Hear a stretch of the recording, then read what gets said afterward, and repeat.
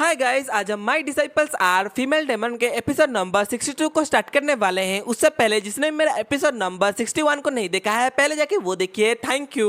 Story की starting में हम देखते हैं डेमन एम्परर को, जो कि बोल रहा होता है, अगर तुम्हें ऐसे लगता है कि तुम इस ब्लैक ऑक्स को हरा नहीं सकती तो तुम इसको यहाँ पर इग्नोर कर सकती हो या फिर उसके चैलेंज को यहाँ पर एक्सेप्ट कर सकती हो और उसके साथ लड़ाई कर सकती हो। अगर तुम यहाँ पर जीत जाती हो तो ये कभी भी ये ब्लैक ऑक्स तुम्हारे साथ ट्रबल क्रिएट नहीं करेगा। फिर ये चीज सुनते ही मिस सन को भी समझ में आ जाता है कि डेमन एम्परर कहना क्या चाहता है। फिर तभी डेमन एम्परर बोलता है, तो फिर तुम जाओ और उसके साथ लड़ाई करो, लेकिन मैं तुम्हें एक बात बता दूं, उसको तुम्हें मारना नहीं है। फिर ये चीज सुनकर मिस सुन बहुत ज्यादा खुश हो जाती है और अपने छोटे स्टिक को बहुत बड़े स्टिक में कन्वर्ट करके उस ब्लैक ऑक्स के ऊपर अटैक कर देती है। लेकिन तभी दूसरी तरफ हम देखते हैं ब्लैक ऑक्स को, जो कि ये चीज देख के वो भी बहुत ज्यादा खुश हो जाता है और वो भी लड़ाई के लिए तैयार हो जाता है। फिर तभी हम देखते हैं मिस सन और उस ब्लैक ऑक्स के बीच में धमाकेदार लड़ाई को, जहां पर मिस सन उस ब्लैक ऑक्स के ऊपर अटैक करते हुए बोल रही होती है, तुम जैसा घटिया ऑक्स को बिल्कुल भी बात करने की तमीज नहीं है। सो इसी वजह से मैं आज तुम्हें कैसे रिस्पेक्ट देते हैं वो सिखाऊंगी। वहीं दूसरी तरफ हम देखते हैं ब्लैक ऑक्स को, जो कि बोल रहा होता है,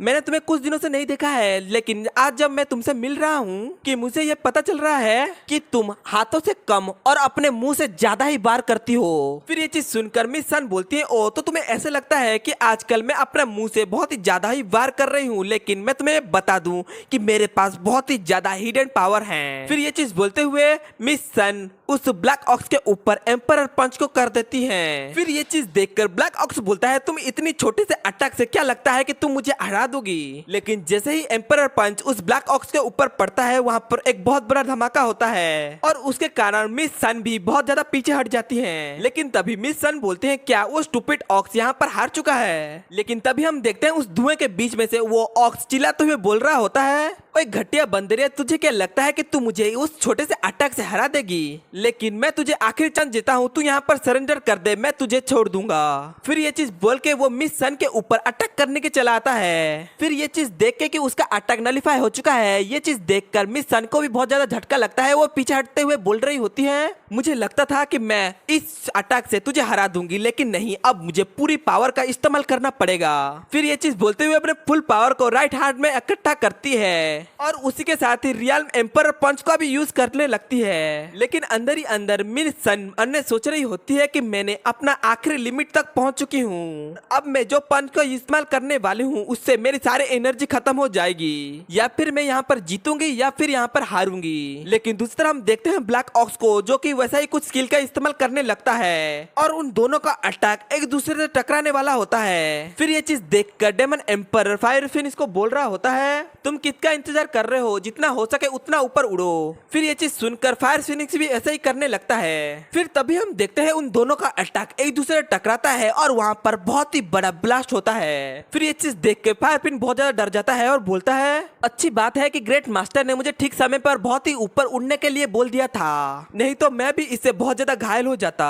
लेकिन तभी हम देखते हैं डेमन एम्परर को, जो कि नीचे की तरफ देख के स्माइल कर रहा होता है और तभी हम देखते हैं नीचे की तरफ, जहाँ पर एक बहुत ही बड़ा गड्ढा हो गया होता है। फिर इतने बड़े गड्ढे को देखते हुए फायर फिनिक्स मन में सोच रहा होता है कि मिस सन तो बहुत ही ज्यादा अमेजिंग है और उसके साथ ही बहुत ही ज्यादा ताकतवर, और आखिरकार उन्होंने उस एम्परर ब्लैक ऑक्स को भी डिफीट कर चुके हैं। ऐसे ही वो मन में सोच रहा होता है। लेकिन तभी हम नीचे की तरफ देखते हैं, जहाँ पर ब्लैक ऑक्स नीचे गिरा हुआ होता है और मिस सुन वहीं पर बैठी हुई होती है। और तभी हम देखते हैं फायर फिनिक्स को, जो कि नीचे की तरफ आ गया होता है और तभी डेमन एम्परर बोल रहा होता है, तुम यहीं पर ही रहो, मैं जाकर उसको लेके यहाँ पर आता हूँ। फिर ये चीज सुनकर फायर फिनिक्स बोलता है, यस ग्रेट मास्टर, आपने जैसा कहा है मैं वैसा ही करूंगा। लेकिन तभी डेमन एम्परर को हम देखते हैं, जहाँ नीचे को उतर आया होता है और वो मिस सन को बोल रहा होता है, क्या तुम अभी भी मूव कर सकती हो। फिर ये चीज सुनकर मिस सन बोलती है, हाँ मैं मूव तो कर सकती हूँ, लेकिन फिर भी मुझे आपकी एक हाथ की जरूरत है, क्योंकि मेरी पावर पूरी तरह से खत्म हो चुकी है और मेरी सारी एनर्जी भी। फिर ये चीज सुनकर डेमन एम्परर अपने गोदी में मिस सन को उठा लेता है और उसके साथ ही उसको देखते हुए मन में बोल रहा होता है, मुझे जितना पता है कि यू जियाओ यहाँ पर सेकंड रियान एम्पर पंच का इस्तेमाल कर रही थी, जिसमें कि 20 टाइम्स पावर को इंक्रीज किया जा सकता है, लेकिन फिर भी उसने उससे भी ज्यादा करने की कोशिश की है। सो इसी वजह से उसकी सारी एनर्जी खत्म हो चुकी है और वो कुछ समय तक ऐसा ही मूव नहीं कर पाएगी। लेकिन जैसे ही डेमन एम्पर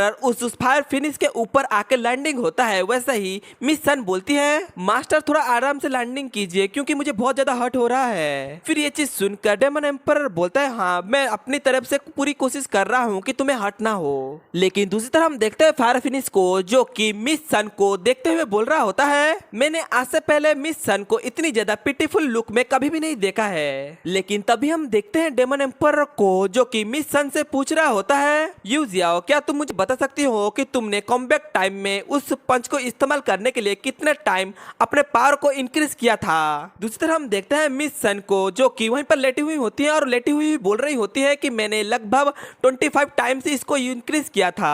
लेकिन मास्टर आपने जो मुझे मैजिक पावर दिया है वो तो वाकई बहुत ही ज्यादा अमेजिंग है। अभी मैं ग्रेट एम्पर के रियल में हूँ, लेकिन मैं अब भी इतना ज्यादा पावर को इस्तेमाल कर सकती हूँ। लेकिन अभी भी मैं ये सोच रही हूँ जैसे जैसे मैं लेवल अप करते जाऊंगी तो मेरा पावर कितना ज्यादा बढ़ सकता है। मुझे तो लगता है अभी के समय मैं अपने से बहुत ज्यादा ताकतवर इंसान को भी चैलेंज कर सकती हूँ। लेकिन ये बातें सुनकर डेमन एम्पर मिस सन को बोलता है, यू जियाओ तुम बहुत ही ज्यादा केयरलेस हो रही हो। क्या तुम्हें नहीं पता कि जो स्किल मैंने तुम्हें अभी दिया है उस स्किल को तुम 10 गुना तक ही बढ़ा सकती हो। अगर उससे भी ज्यादा पावर को तुमने इस्तेमाल करने की कोशिश की तो फिर तुम्हारा करंट फिजिकल बॉडी उसको हैंडल नहीं कर पाएगा। ये तो तुम्हें अभी महसूस ही हो रहा होगा। फिर ये चीज सुनकर मिस सन बोलती है, हाँ मास्टर ये मैं अभी फील कर सकती हूँ। ऐसे ही वो बातें करते हुए डेमन क्लैन की तरफ जाने लगते हैं। फिर तभी हम देखते हैं 10 मिनट बाद का समय को, जहाँ पर वो तीनों एक पैलेस के अंदर जा रहे होते हैं और उसी के साथ ही मिस सन बोल रही होती है, मास्टर यही है हमारा लॉर्ड गामो का पैलेस। इसके अंदर हमारे लॉर्ड गामो है, हम जाकर उनसे अच्छी तरीके से मिल सकते हैं। फिर वो दोनों उस पैलेस के अंदर चले गए होते हैं और मिस सन लॉर्ड गामो को दिखाते हुए बोलती है, मास्टर हमारे सामने जो बैठे हुए हैं वही है हमारे लॉर्ड गामो।